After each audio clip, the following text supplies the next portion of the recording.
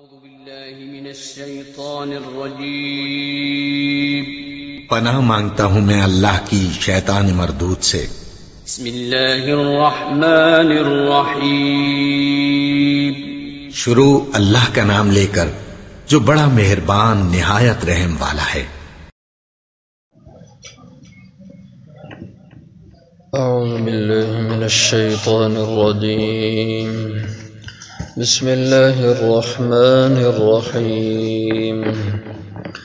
ولا تتمنوا ما فضل الله به بعضكم على بعض للرجال نصيب مما اكتسبوا وللنساء نصيب مما اكتسبن واسألوا الله من فضله إن الله كان بكل شيء عليما ولكل جعلنا موالي مما ترك الوالدان والأقربون والذين عقدت أيمانكم فآتوهم نصيبهم إن الله كان على كل شيء شهيدا الرجال قوامون على النساء بما فضل الله بعضهم على بعض وبما أنفقوا من أموالهم فالصالحات قانتات حافظات للغيب بما حفظ الله واللاتي تخافون نشوزهن فعظوهن واهجروهن في المضاجع واضربوهن فإن أطعنكم فلا تبغوا عليهن سبيلا إن الله كان عليا كبيرا ولا تتمنوا اور نارزو کرو ما اس چیز کی فضل اللہ بھی کہ فضیلت بخشی اللہ نے اس کے سبب بعضکم علی بعض تمہارے بعض کو بعض پر للرجال نصیب مردوں کے لیے حصہ ہے مما اکتسبوا اس میں جو انہوں نے کمائی کی وللنساء اور عورتوں کے لیے نصیب حصہ ہے مما اکتسبنا اس میں سے جو انہوں نے کمائی کی وَسَأَلُ اللَّهَ مِن فَضْلِ اور مانگو اللہ سے اس کا فضل ان اللہ کان بِكُلِّ شَيْءٍ عَلِيمًا بے شک اللہ ہر چیز کے جاننے والے ہیں وَلِكُلٍّ جَعَلْنَا مَوَالِيًا اور ہر ایک کے لیے بنائے ہم نے وارث مما ترک الوالدان اس میں سے جو چھوڑ جائیں والدین والاقربون اور قریبی رشتہ دار والذین عقدت ایمانکم اور وہ لوگ کہ تم نے ایک دوسرے سے قسمیں پکی لی فآتوہم نصیبہم پس دو تمون ہیں ان کا حصہ ان اللہ کان بے شک اللہ ہیں علی کل شیء شہیدہ ہر چیز پر گواہ الرجال قوامون مرد حاکم ہیں علی النساء عورتوں پر بما بسبب اس کے فضل اللہ جو فضیلت دی اللہ نے بعضهم علی بعض ان کے بعض کو بعض پر وبما انفقوا اور بسبب اس کے جو کہ انہوں مردوں نے خرچ کیا من اموالہم اپنے مالوں سے فالصالحات پس نیکوکار عورتیں قانتات جو تابعداری کرنے والی ہوں حافظات للغیب حفاظت کرنے والی ہوں خامد کی غیر موجودگی میں بما حفظ اللہ اس کے سبب جو اللہ نے حفاظت دی واللاتی تخافون اور وہ عورتیں کہ تم ڈرو ان کے بارے میں نشوزہن ان کی نافرمانی کا فعظوہن پس تم انہیں نصیحت کرو وہجروہن اور انہیں الگ کر دو فی المضاج بستروں میں واضربوہن اور انہیں مارو انہیں فإن أطعنکم پھر اگر وہ تمہاری تابعداری کریں فلا تبغوا پس نہ تلاش کرو علیہن ان کے خلاف سبیلا کوئی راہ اور ان اللہ کان علیٰ کبیرہ بے شک اللہ جل شانہ ہیں بلند بہت بڑے اس پہلی آیت مبارکہ کا شان نزول یہ بیان کیا جاتا ہے کہ ایک دفعہ خواتین حضرت ام سلمہ رضی اللہ عنہا کے پاس جمع ہو کر کے آئیں۔ حضرت ام سلمہ حضور کی ازواج مطہرات میں علمی شخصیت تھی۔ حضرت عائشہ صدیقہ رضی اللہ عنہا بھی عورتوں میں بڑا علم رکھتی تھیں، مردوں میں بھی علمی لحاظ سے آپ کا بڑا نام تھا، لوگ مرد ان سے سیکھتے تھے علم۔ اسی طرح حضرت ام سلمہ کا بھی آپ کو بعض نے تو افقہ النساء کہا، عورتوں میں سب سے زیادہ فقیہہ عورت ام سلمہ رضی اللہ عنہا۔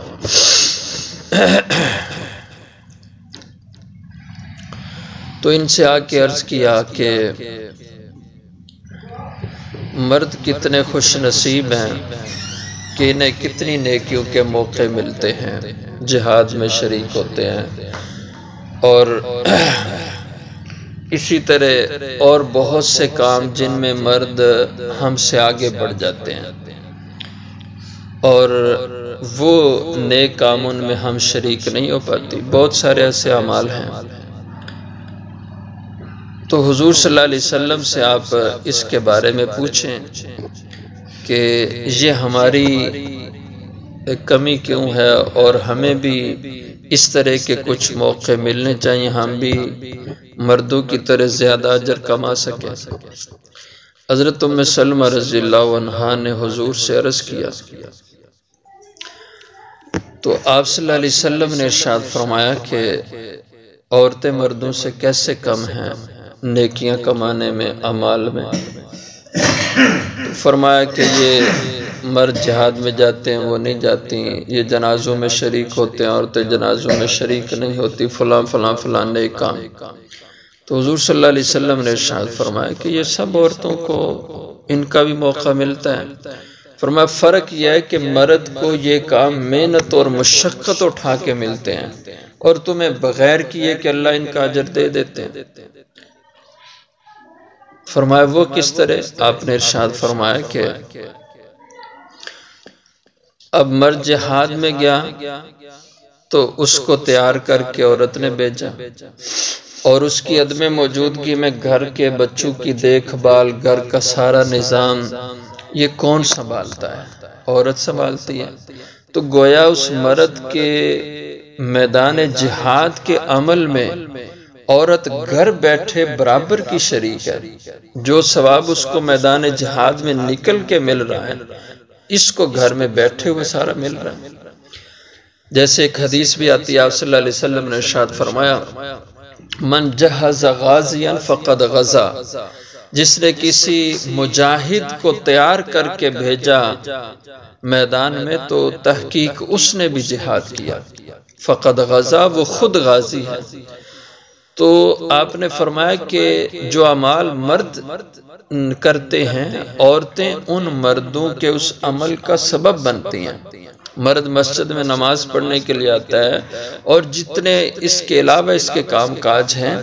تو سب کاموں میں عورت کا حصہ ہوتا ہے۔ عورت اس کی خدمت گزار ہے، اس کے کپڑے دھو کے دیتی ہے، اس کو کھانا کھلاتی ہے، اور اسی کے ذریعے سے سارے اعمال مرد کرتا ہے۔ اس لیے فرمایا تم تو مردوں سے زیادہ منافع میں ہو کہ وہ مشقت سے کام کر کے اجر کماتے ہیں، اور تم بغیر کیے کہ اجر اور ثواب کما رہی ہو، اس لیے تمہیں اللہ نے زیادہ نوازا ہے۔ وَلَا تَتَمَنَّوْا، اور نہ آرزو کرو اس چیز کی ما فضل اللہ بعضکم علی بعض، کہ جس میں اللہ نے فضیلت دی تمہارے بعض کو بعض پر۔ یہ تو اللہ کی طرف سے ہے کہ تم یہاں پہ نیکی کما رہی ہو اور وہ مشقت اٹھا کے کما رہے ہیں۔ لِلرِّجَالِ نَصِیبٌ مِّمَّا اکْتَسَبُوا، مردوں کو حصہ ملے گا جو انہوں نے کمائی کی۔ وَلِلنِّسَاءِ، اور عورتوں کو نَصِیبٌ مِّمَّا اکْتَسَبْنَا، حصہ ہے اسی کا جو انہوں نے کمائی کی۔ وَاسْأَلُوا اللَّهَ مِنْ فَضْلِهِ، اور اللہ سے مانگو تم اس کے فضل سے کہ اضافی طور پر اللہ جل شانہ تمہیں جو تم محنت اور کوشش اپنے گھر کو سنبھالنے کی کرتی ہو، خامد کی خدمت کی، بچوں کی دیکھ بھال کی، اس کا بھی اللہ تمہیں اجر اور ثواب عطا فرمائیں گے۔ ان اللہ کان بکل شیء علیما، بے شک اللہ جل شانہ ہر چیز کے جاننے والے ہیں۔ تو عورتیں مرد جتنے اعمال کرتے ہیں سب کے اندر ان کی خواتین کا پورا حصہ ہوتا ہے، کیونکہ وہ ان کی خدمت گزار، ان کے کام کاج کرنے والی ہوتی ہیں، تو اللہ ان کے ہر نیک عمل کے اجر اور ثواب کے اندر ان کی عورتوں کو بھی حصہ عطا فرماتے ہیں۔ وَلِكُلٍّ جَعَلْنَا مَوَالِيَ مِمَّا تَرَكَ الْوَالِدَانِ وَالْأَقْرَبُونَ، یہ تھوڑا سا پچھلے میراث کے مضمون کا تھوڑا سا حصہ یہاں پھر بیان کر دیا ہے۔ وَلِكُلٍّ جَعَلْنَا مَوَالِي، اور ہر ایک کے لیے ہم نے وارث بنا دیے، مِمَّا تَرَكَ الْوَالِدَانِ، اس میں سے جو چھوڑ جائے ماں باپ، وَالْأَقْرَبُونَ، اور قریبی رشتہ دار، جو حصے پہلے بیان ہو چکے ہیں۔ وَالَّذِينَ عَقَدَتْ أَيْمَانُكُمْ، یہ ایک نیا حصہ یہاں پہ بیان فرمایا، اور وہ لوگ بھی وارث ہیں تمہارے، عقدت ایمانکم، جن سے تم نے عقد موالات کیا، قسموں کے ذریعے سے ایک عقد قائم کیا۔ یہ عقد موالات ایسے تھا کہ سابقہ اس دور کے اندر یہ ہوتا تھا کہ دو آدمی دوست الیک سلیک والے آپس میں بیٹھتے اور ایک دوسرے کو قسم دے کر کے آپس میں دوستی قائم کرتے ہیں، اور باہمی قسم سے یہ طے کرتے کہ میں مر جاؤں تو تو میرا وارث ہے، تو مر جائے تو میں تیرا وارث ہوں گا، تیری لڑائی میری لڑائی ہے، تیری دوستی میری دوستی ہے، اور تیری عزت میری عزت ہے۔ یوں وہ ایک دوستی کے بندھن میں اپنے آپ کو ایک معاہدے اور قسم کے ساتھ باندھ لیتے تھے، اس کو کہتے تھے عقد موالات۔ اور پھر یہ دونوں ایسے ہی زندگی گزارتے تھے کہ ہر ایک دوسرے کا بھرپور ساتھ دیتا تھا، دوستی میں بھی اور لڑائی میں بھی اور دیگر معاملات میں۔ ان میں سے جو فوت ہو جاتا تھا تو دوسرا اس کا دوست جس کے ساتھ عقد موالات ہوتا وہ اس کی وراثت پاتا تھا۔ تو یہ حکم بعد میں اللہ تعالیٰ نے اس کو منسوخ کر دیا، جو آیات میراث والی تقسیم کی گزری ہیں۔ البتہ بعض حضرات ائمہ کا کہنا ہے کہ منسوخ نہیں ہے، اس حکم کو منسوخ قرار دینے کی ضرورت نہیں، بلکہ ایک وجہ سے یہ حکم اب بھی موجود ہے۔ وہ اس طرح فرماتے ہیں کہ آج بھی اگر کوئی شخص مسلمان ہوا اور پہلے کافر تھا، مسلمان ہوا، مسلمان ہونے کے بعد اس کا جو بھی دیکھ بھال کرنے والا مسلمان بنے، اس کے رشتہ داروں میں کوئی اس کا جو ہے نا دوستانہ اس سے بن جاتا ہے، یا کوئی اور اس کے مسلمانوں میں سے کوئی ایک کھڑا ہو کے کہتا ہے کہ میں اس کی دیکھ بھال کروں گا، یہ نو مسلم ہے، اس نے اپنے خاندان کو چھوڑا، اپنے رشتہ داروں کو چھوڑا اور مسلمان ہوا، اس لیے یہ میرا بھائی ہے اور میں اس کی دیکھ بھال کروں گا، تو ایسی صورت میں اس کو عقد موالات اسلام کہا جاتا ہے فقہ اصطلاح میں۔ یہ نو مسلم اگر فوت ہو جائے تو اس کی وراثت اس مسلمان کو ملے گی جو اس کا بھائی بنا ہوا تھا، جس نے اس کو اپنا بھائی بنا کے اپنے پاس رکھا اور اس کی دیکھ بھال کی، اس کی ضروریات کا خود ذمہ اپنے اس کی ضروریات کو لیا تھا۔ اس نو مسلم کی وفات کی صورت میں یہ اس کا وارث بنے گا۔ کیونکہ یہ پہلے آپ حضرات نے سنا کہ مسلمان کا وارث کافر نہیں ہو سکتا، کافر کا وارث مسلمان نہیں ہو سکتا۔ اب اگر وہ اکیلا مسلمان ہے اپنے خاندان میں، اس کے ورثاء میں کوئی مسلمان نہیں، تو پھر جس نے اس کو اپنے پاس ٹھہرایا، اس کی دیکھ بھال کی، یہ اس کا وارث بنے گا، اس کی میراث میں اس کو حصہ ملے گا۔ اس کو عقد موالات اسلام کہا گیا۔ تو لہٰذا اس آیت کا یہ میراث والا حکم اب بھی اس شکل میں باقی ہے۔ والذین عقدت ایمانکم، اور تمہارے وارث بنیں گے وہ لوگ کہ عقدت ایمانکم، جن سے تم نے ایک عہد قسم سے قائم کیا، فآتوہم نصیبہم، تو دو ان کو ان کا حصہ میراث میں سے۔ ان اللہ کان علی کل شیء شہیدا، بے شک اللہ جل شانہ ہے ہر چیز پر گواہ۔ الرجال قوامون علی النساء، مرد حاکم ہیں عورتوں پر۔ قوام اس سے مراد طاقتور، حاکم اور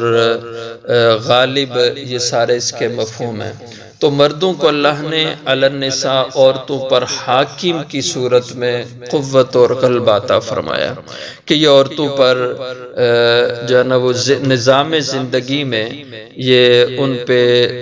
حکومت کی طرح ایک حکمران ہیں، اور ان کو اللہ جل شانہ ان پہ اور خواتین پہ فوقیت دی ہے۔ لیکن اس کے معنی یہ نہیں کہ یہ خواتین کو رعایا بنا کے ان کو اپنے زیر رکھ کر کے زندگی گزاریں، بلکہ ان کی عزت، ان کو اپنی زندگی کے معاملات میں مشاورت میں شریک کرنا، یہ سب عزت کی جو صورتیں ہیں وہ باقی ہیں۔ تو اس قوام سے مراد ایسا قطعی مفہوم نہیں ہے کہ عورتوں کو اسلام نے مردوں کے تحت کر کے ذلیل کیا ہے یا ان کے حق کو دبایا ہے، بلکہ یہ صرف قرار دیا ہے کہ گھر کے نظام، ایک فیملی سسٹم میں جو اس فیملی کے سسٹم کو چلائے گا، جو صاحب اختیار ہوگا، وہ مرد ہوگا۔ خواتین اس نظام حکومت، جو چھوٹی سی حکومت ایک گھر کی، ایک فیملی کی ہے، تو مرد اس کا حکمران ہے اور خواتین اس کا حصہ ہیں۔ یہ ان کی مشاورت سے ان کو ساتھ لے کر کے اپنے اس نظام کو چلائے گا۔ بما فضل اللہ بعضهم علی بعض، کیونکہ اس میں اللہ نے ایک گنا مرد کو عورت پر فضیلت دی ہے، بسبب اس کے کہ فضل اللہ بعضهم علی بعض، اللہ نے فضیلت دی بعض کو بعض پر، یعنی مردوں کو عورتوں پر۔ وبما، اور دوسرا سبب مرد کی فضیلت کا یہ بھی ہے، اس سبب سے بھی کہ انفقوا، مرد خرچ کرتے ہیں، من اموالہم، اپنے مالوں کو عورتوں پر، یعنی عورتوں کی ضروریات کے کفیل مرد ٹھہرتے ہیں۔ جیسے عورت کی شادی ہوتی ہے تو اس کو گھر دینا مرد کے ذمہ ہوتا ہے، اس کا کھانا، اس کا لباس، ساری ضروریات پوری کرنا مرد کے ذمہ ہے۔ تو مرد مال عورت پہ خرچ کرتا ہے، اس وجہ سے بھی مرد کا حق حکمرانی اللہ نے اس پہ رکھا ہے۔ فالصالحات قانتات حافظات للغیب بما حفظ اللہ، پس نیکوکار عورتیں، قانتات، تابعداری کرنے والی عورتیں، یعنی جو اللہ کی تابعداری کرنے والی ہیں، اللہ کے رسول کی تابعداری کرنے والی ہیں، اور اپنے خامدوں اور شوہروں کی تابعداری کرنے والی عورتیں ہیں۔ حافظات للغیب، حفاظت کرنے والی، للغیب یعنی مرد کی اپنے خامد کی غیر موجودگی میں، اس کی عدم موجودگی میں اس کی ناموس کی حفاظت کرنے والی، اس کی اولاد کی حفاظت کرنے والی، اس کے گھر اور مال کی حفاظت کرنے والی عورتیں۔ مرد گھر میں نہیں ہے تو عورت اپنی ناموس کو محفوظ کیے اور وہ مرد کی خاطر ہے، اور اسی طرح اس کے بچوں کی دیکھ بھال کر رہی ہے، اس کے مال کی دیکھ بھال کر رہی ہے۔ یہ نیک اور اچھی عورتوں کی صفت ہے، حافظات للغیب، نیکوکار عورتیں ایسی کہ جو حفاظت کرنے والی ہوتی ہیں، للغیب، اپنے خامد کی عدم موجودگی میں، بما حفظ اللہ، بسبب اس کے جو اللہ نے حفاظت ان کی فرمائی. یعنی اللہ کی حفاظت سے مراد یہ کہ اللہ ہی ان کو توفیق اس حفاظت کی دیں گے کہ وہ غلط کام میں نہ پڑیں، وہ اپنی عزت کو محفوظ رکھیں. یہ خدا کی توفیق سے ہی ہوگا. اور بھی اس کی تفسیر کی گئی ہے لیکن یہ آسان ہے کہ بعض سبب کی ہم اس کو مان لیں تو بما حفظ اللہ، بسبب اس کے، یعنی وہ حفاظت کا کام سر انجام دیتی ہیں اس کے سبب کہ حفظ اللہ، اللہ نے ان کو محفوظ کیا. یعنی اللہ کی توفیق سے اپنی عزت بچا کے رکھتی ہیں. خامد نہیں ہے لیکن وہ اپنی عزت کا پہرا دے رہی ہیں اور سارے نظام کو سنبھالے ہوئے ہیں. یہ نیک عورتوں کی صفت ہے. واللاتی، اور وہ عورتیں تخافون نشوزہن، تمہیں خوف و ڈر ہو نشوزہن، ان کی نافرمانی کا، کہ وہ تمہارے سامنے بگڑیں اور تمہاری بات نہ مانیں، تم سے لڑائی جھگڑا کریں اور تمہاری کوئی بات ماننے کو تیار نہ ہو. فعظوہن، ایسی نافرمان عورتوں کو سب سے پہلا کام یہ ہے فعظوہن، ان کو نصیحت کرو، ان کو سمجھاؤ کہ یہ تیرا طریقہ ٹھیک نہیں ہے، میں تیرے ساتھ اچھا ہوں. یہ ساری جو کچھ بھی اپنی عقل فہم سے عورت کو قائل کر سکتا ہے اس کو سمجھائے. نہیں سمجھتی تو دوسرے نمبر پہ وَاهْجُرُوهُنَّ فِي الْمَضَاجِعِ، ان کو الگ کر دو بستروں میں، یعنی اس کا بستر اپنے سے الگ کر دو، اس سے گویا یوں کہ بائیکاٹ کر دو، بول چال کم کر دو اس سے دوسرے درجے میں، کہ اس سے اس کی عقل ٹھکانے آ جائے کہ میرا خامد مجھ سے ناراض ہے میری نافرمانی کی وجہ سے. اگر اس صورت سے سمجھ جائے اچھا، اگر نہیں سمجھتی تو تیسرے درجے میں پھر آخری جو حل ہے وَضْرِبُوهُنَّ، اب اس کو ہلکی مار پیٹ دو، ہلکا اس کو مارو. مارنے سے مراد تعدیب ہے، ڈانٹنا ہے. ایسی مار نہیں کہ جس سے اس کے جوڑ ٹوٹ جائیں، اس کو زخم آ جائے، یا جس کو جو ناپسندیدہ مار کہہ سکتے ہیں آپ، تو ایسا نہیں، ہلکی سی تعدیب، اس کو ڈانٹ ڈپٹ کی جائے تو یہ مار ہے. وَضْرِبُوهُنَّ، اور ضرب دو نے. فَإِنْ أَطَاعْنَكُمْ، اگر اس کے بعد وہ تمہاری بات مان لیں. یعنی بعض طبیعتیں ہوتی ہیں سمجھدار، بعد دفعہ صرف بات کہنے سے سمجھ جائیں گی، بعض اس سے زیادہ ڈل مزاج کی دماغ کی ہوں گی، وہ اس سے بھی نہیں سمجھیں گی. جب آپ دوسرے درجے کی صلاح دیں گے پھر سمجھیں گی. بعض اس سے بھی زیادہ دماغ کی موٹی، وہ ان دونوں صورتوں سے نہیں سمجھ پائیں گے، تو اب اس کو ہلکا دو چار تھپڑ لگیں گے، پھر اس کی عقل ٹھکانے آ جائے گی. فَإِنْ أَطَاعْنَكُمْ، اگر ایسی صورت میں وہ تمہاری تابعداری میں آ جائیں، فَلَا تَبْغُوا عَلَيْهِنَّ سَبِيلًا، تو اس کے بعد نہ تلاش کرو ان کے خلاف کوئی اور راہ. یعنی انہیں یہ نہیں کہ موقع بموقع تانے دیتے رہو کہ تو وہ تھی نا جو ایسے تھی، مار پڑی تو تب ٹھیک ہوئی ہے نا، اب تیری عقل ٹھکانے آئی. اس طرح کی باتیں پھر اس کو نہ کہو، اس کو مزید پھر تیش نہ دلواؤ، پھر اس کو مخالفت پہ نہ ابھارو، بلکہ اس کو داد دو، مزید اس کی حوصلہ افزائی کرو کہ ایسے نہیں کرتے، آپ نے جو کچھ کیا یہ غلط کیا، لیکن اس کو کچھ تانا ایسا ادھر ادھر کی بات کرنا دو. فَلَا تَبْغُوا عَلَيْهِنَّ سَبِيلًا، سے مفہوم. ان اللہ کان علیٰ کبیرہ، بے شک اللہ جل شانہ ہیں بلند